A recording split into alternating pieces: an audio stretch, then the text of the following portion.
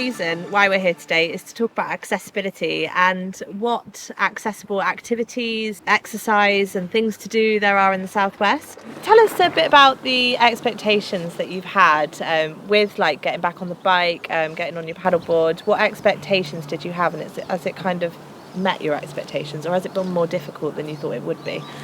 Most times it's been easier than what I thought it would be. Leaving hospital and being in hospital, I was in a huge big wheelchair. It was really hard to push, and when I first came out everything was difficult and I didn't know about the trampers, I didn't have a bike yet, and when I went out I had to be pushed everywhere pretty much. Unless it was really flat I'd have to get pushed. It was difficult for me, difficult for my family.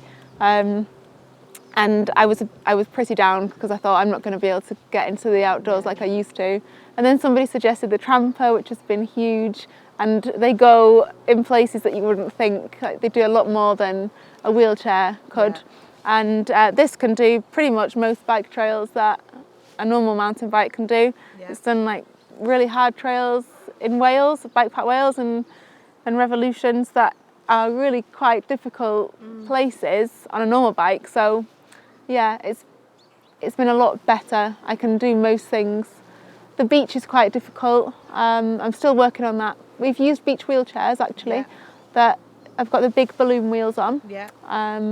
Somebody needs to push me on those. Yeah, of course.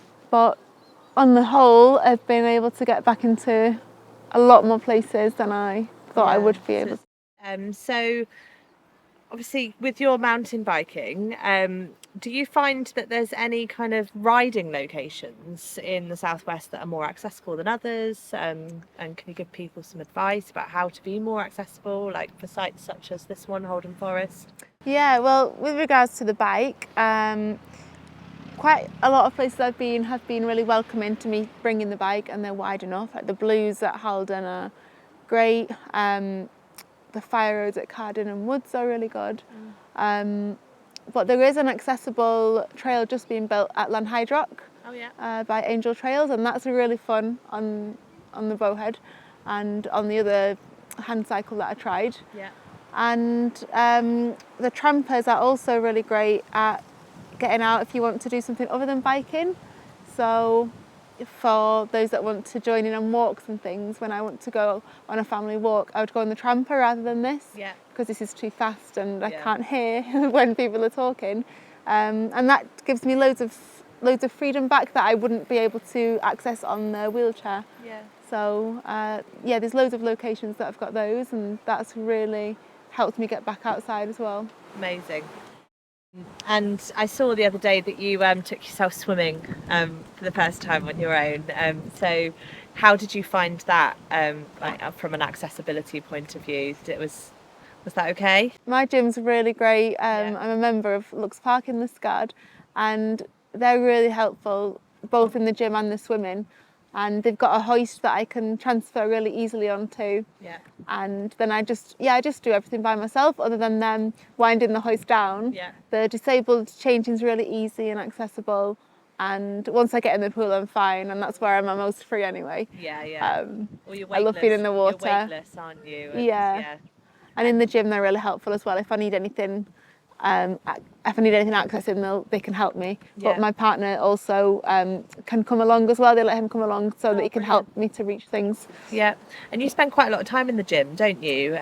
So is there any kind of tips that you can give gyms and leisure centres out there to be more accessible and to kind of help people like yourselves really with working out and just being energetic and exercising? Yeah, definitely. I'd say that there's some gyms all the equipment is really close together, whereas if you space it out, then it's really accessible for people to get a wheelchair through, and it's a bit less scary to keep saying, excuse me, can you move this? You feel like you can just go and just get on with your workout rather than feeling like you're kind of in the way. And then maybe some like big open areas like at my gym where you can just go and do free weights and get on the mat and things, and just space really, in everything accessible, just space, easy ramps to get up without much gradient, and just a decent toilet and changing area for Yeah. the disabled. Yeah. And you say you've got a really good gym. Do you find your gym very accessible? It is now. They changed the layout around. When I went back at first, it was a bit tricky to get around, but now they've changed the layout a little bit and it's a lot better. There's a lot, it's a lot wider to get Right. around. There's still not very many equipment, but not very much equipment I can use. Yeah. But I'm starting to learn to like transfer myself onto equipment and adapting it for me. Yeah. So I'm making it work. Yeah. Yeah. I'm still learning. Yeah. It's all quite new, isn't it? Yeah. Still? And we talked briefly earlier about the potential chance of doing things like kayaking and stuff like that. So you used to do a lot of paddleboarding, didn't you, before your accident? Yeah. And, can you talk about kind of how people can kind of get out on the water and stuff, like in an accessible way? Yeah, so I used to do loads of paddleboarding. I was supported still am, by Hatha Paddleboard. Yeah. So I did loads of it with them, and I I got my qualification in SUP yoga, so teaching Awesome. yoga on the paddleboards, and became a paddleboard instructor. Yeah.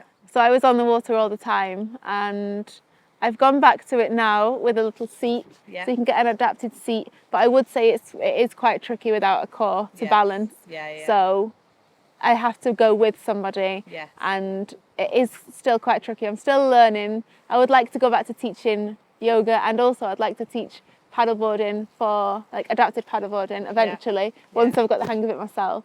But I think kayaking and canoeing, I think they might be a little bit easier, Yeah. because you're kind of in it. Yeah. and You've got the sides, haven't you? You've got to a bit more you support.